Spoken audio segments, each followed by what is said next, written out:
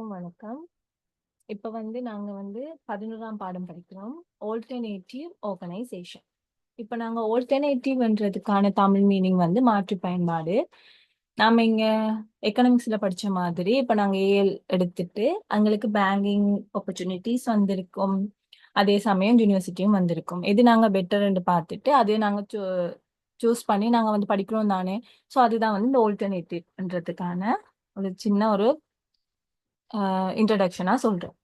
சரியா? மாற்று பயன்பாடு. ஓகே. இப்ப இதுல first critically reflect on conventional ஆர்கனைசேஷன்டா இப்பத்தைய ஆர்கனைசேஷன் இருக்கு தானே, அதால ஏற்படுற கிரிட்டிசிசமோ விமர்சனம் என்று சொல்லலாம். இப்ப நான் இதை இங்கிலீஷ்ல சொல்லிட்டு நான் உங்களுக்கு தமிழ்ல சொல்றேன்.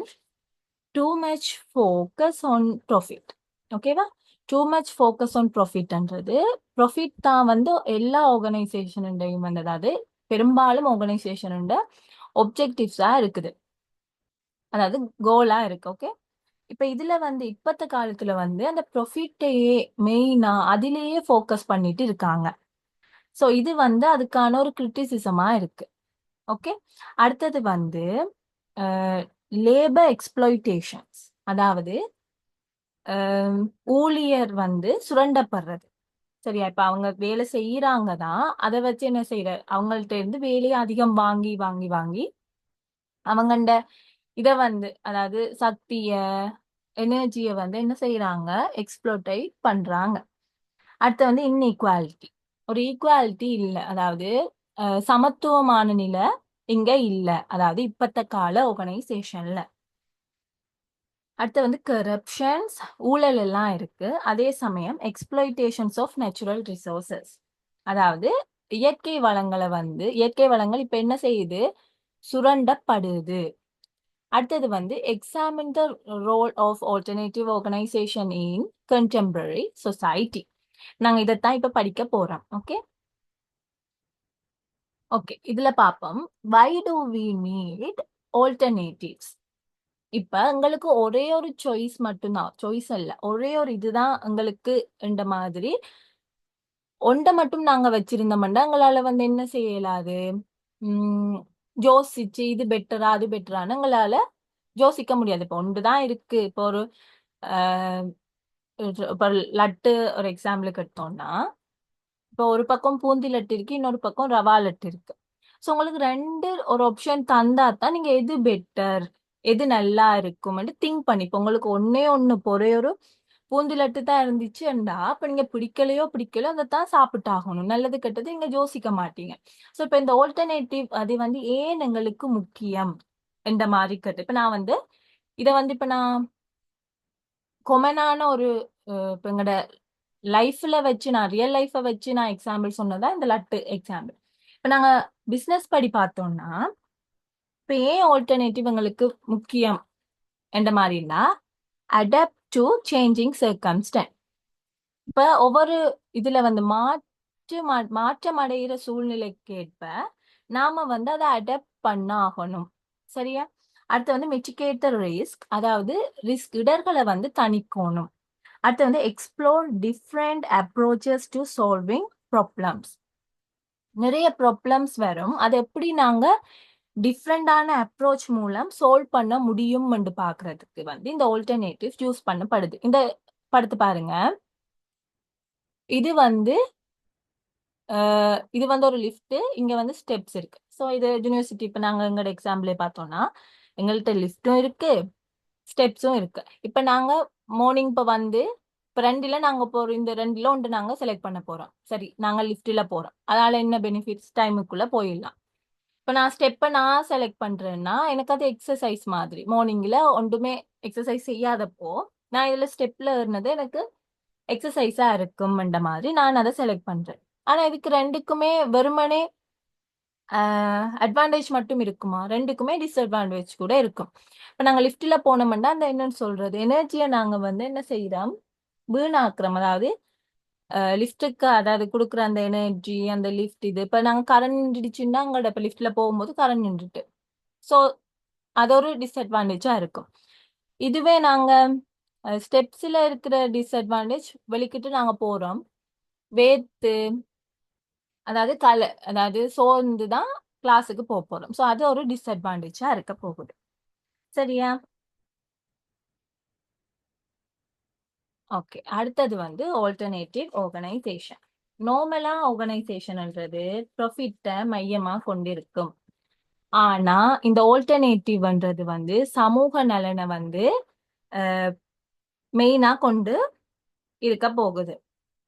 சரியா? இப்ப டெமோக்ராட்டிக் டிசிஷன் மேக்கிங்ன்றது வந்து ஜனநாயக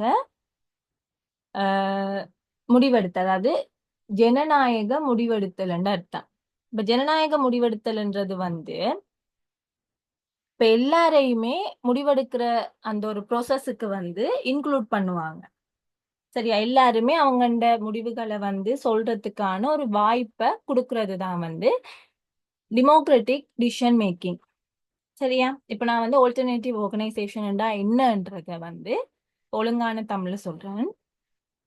வழக்கமான நிறுவனங்கள் அல்லது அமைப்புகளின் விதிமுறைகள், பண்புகள், தொழில்நுட்பங்கள் மற்றும் மேலாண்மை முறைகளுக்கு மாறாக புதுமையான சமூக நலன் சார்ந்த மற்றும் நிலைத்துவம் கொண்ட அணுகுமுறைகளை பயன்படுத்தும் அமைப்பாகும்.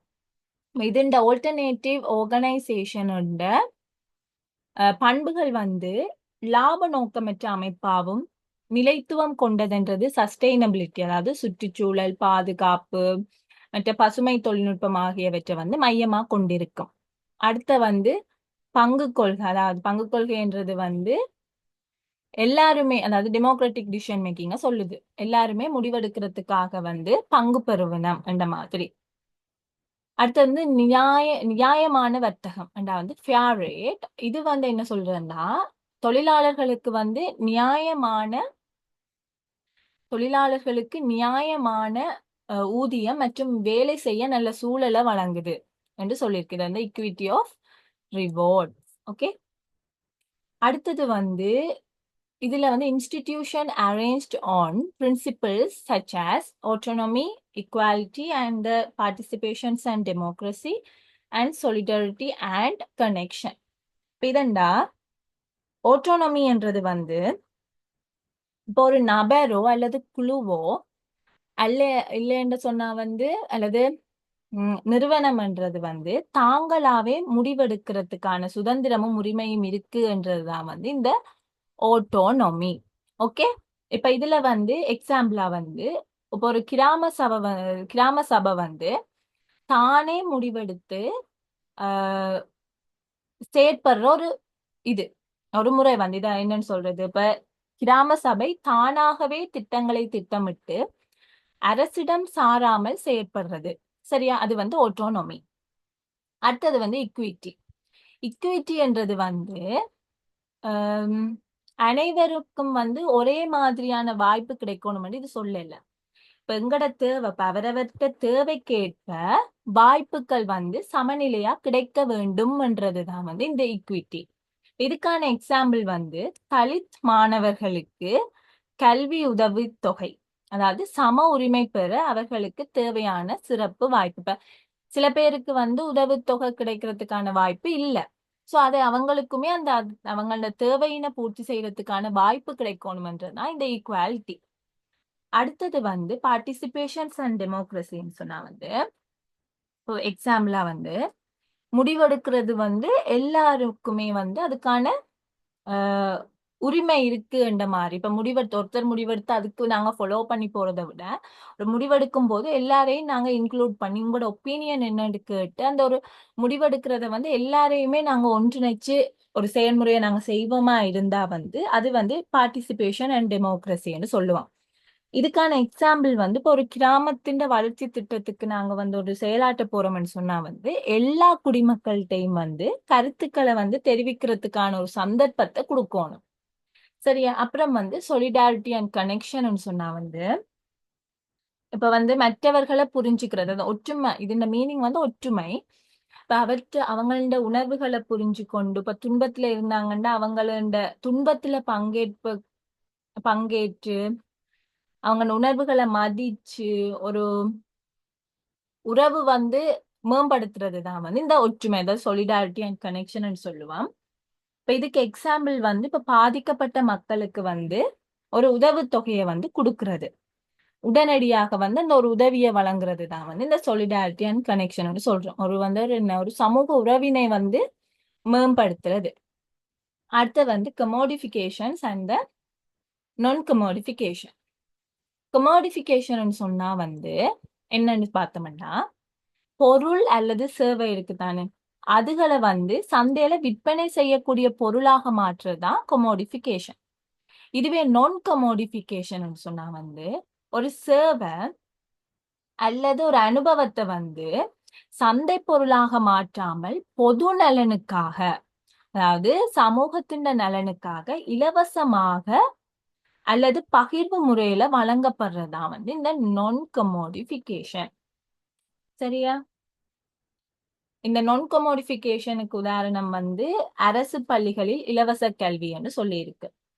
சரியா? இதுவே கமோடிஃபிகேஷன் சொன்னா வந்து இப்ப கல்வியை வந்து ஒரு வணிகமாக வந்து அவங்க காண்றது. சரி, அப்ப தனியார் பள்ளி இருக்கு, அடுத்து வந்து சில பல்கலைக்கழகத்துல வந்து விலை நிர்ணயம் இருக்கு. சோ அதுகளை சொல்லி இருக்கு.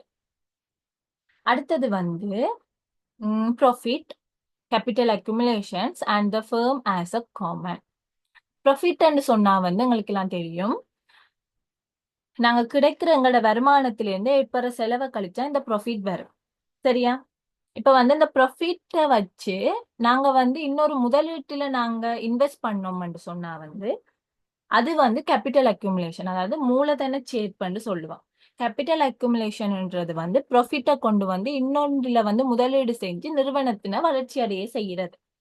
அடுத்து வந்து ஃபேம் ஆஸ் அ காமன் வந்தா, இப்ப ஃபேம் வந்து இப்ப ஒரு தனிநபருக்கானது இல்லை. இது வந்து ஃபேம் ஆஸ் அ காமன் அது ஒரு பொது உடைமையா இருக்கு. இப்ப தனிநபருக்கானது இந்த ஒரு நிறுவனம் அல்ல, இது வந்து தொழிலாளர்களுக்கும் இருக்கு, சமூகத்தினருக்கும் இருக்கு. அதுக்கான இயக்கப்படுற ஒரு பொது உடைமையா வந்து இந்த ஃபேம கருதுறம் என்று சொல்லி இருக்கு. சோ இதுதான் இந்த ஸ்லைட்ல ப்ராஃபிட் என்ன, வருமானத்துல இருந்து செலவினத்தை கழிச்சு வர்றது வந்து இந்த ப்ராஃபிட். அந்த ப்ராஃபிட்டை கொண்டு வந்து ஒன்றுல முதலீடு செஞ்சு நிறுவனத்தை வளர்ச்சி அடைய செய்யறது கேபிட்டல் அக்யூமுலேஷன். இப்போ ஒரு ப்ராஃபிட்டை வந்து அதுல இருந்து நான் ஒரு புதிய ஒரு இயந்திரத்தை வாங்கினேன்னா அது வந்து capital accumulation. Fame as a common சொன்னா வந்து இது வந்து பொது உடைமையா செயற்படுது, ஒரு தனிநபர் சார்ந்து செயற்படாம பொது உடைமையா தொழிலாளர்களுக்கும் சரி சமூகத்தினருக்கும் சரி இது வந்து ஒரு பொது உடைமையா இருக்குன்னு சொல்லி இருக்கு. அடுத்த வந்து ஜுட்டோபியா அண்ட் த ஆல்டர்னேட்டிவ் ஆர்கனைசேஷன். ஜுட்டோபியான்றது வந்து ஒரு கற்பனை உலகம். இப்ப நாங்களுமே ஒரு இதுல ஒரு கற்பனை வச்சிருப்போம், இப்படி இருக்கலாம், நடந்திருந்தால் நல்லா இருந்திருக்கும், இப்படி இருந்தால் நல்லம் என்ற மாதிரி ஒன்று யோசிச்சிருப்போம். இது ஒரு கற்பனை உலகன்ற மாதிரி இருக்கு.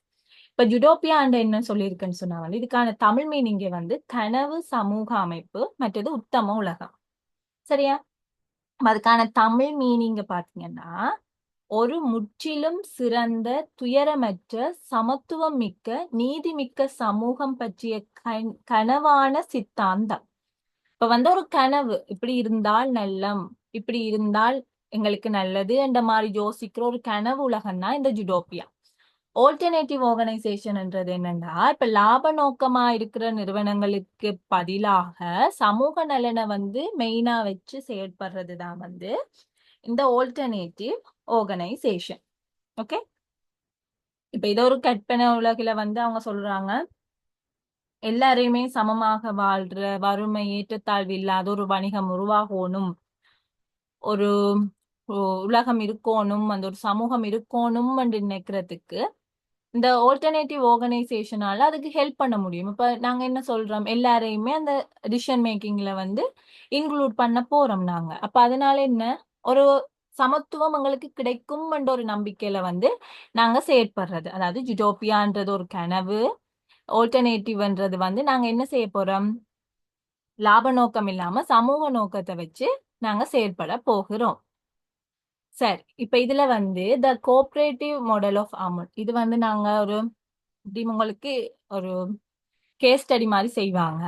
இப்ப இதுல வந்து கோஆபரேட்டிவ் மாடல் ஆஃப் அமுல்ன்றது வந்து இதுவும் வந்து ஒரு ஆல்டர்னேட்டிவ் ஆர்கனைசேஷன். ஆல்டர்னேட்டிவ் ஆர்கனைசேஷன் லாபத்தை மெயினா வச்சிருக்காது. சரி, லாபத்தை மெயினா வச்சிருக்காம சமூக நலனை மெயினா வச்சிருக்கும். சோ இதுவும் அமுலும் என்ன மாதிரி சமூக நலனை வந்து மெயினா வச்சிருக்கும், லாப நோக்கம் இல்லாம. அப்ப டிசிஷன் மேக்கிங் எப்படி இருக்கும்? எல்லாரையும் இன்க்ளூட் பண்ண போறாங்க. ஸோ இது வந்து பார்ட்டிசிபேஷனரி டிசிஷன் மேக்கிங்காகவும் இருக்கும். சரியா? பார்ட்டிசிபேஷனரி கவர்னன்ஸ்ன்றது வந்து ஒரு டிசிஷன் மேக்கிங்க்கு வந்து எல்லாரையுமே இணைக்க போகுது இந்த மாதிரி சொல்றதுதான் வந்து இது. மற்றது வந்து இது வந்து சமூக நலன் தானே, அப்ப வந்து சமூகத்துக்கு தீங்கு இல்லாமத்தான் இது வந்து பொருட்கள் சேவைகளை வழங்கும். இப்ப அதுக்கு ஆர்கானிக் அண்ட் நேச்சுரல் ப்ராடக்ட் தான் இந்த அமுல் வந்து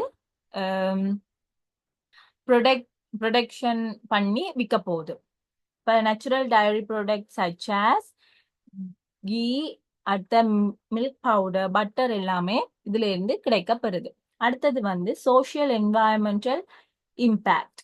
ஓகே, அதாவது சமூகத்திற்கும் சூழலுக்கும் நல்லது கிடைக்கக்கூடிய மாதிரி, நன்மை பயக்கக்கூடிய மாதிரி ப்ராடக்டை வந்து இது வழங்க போகுது.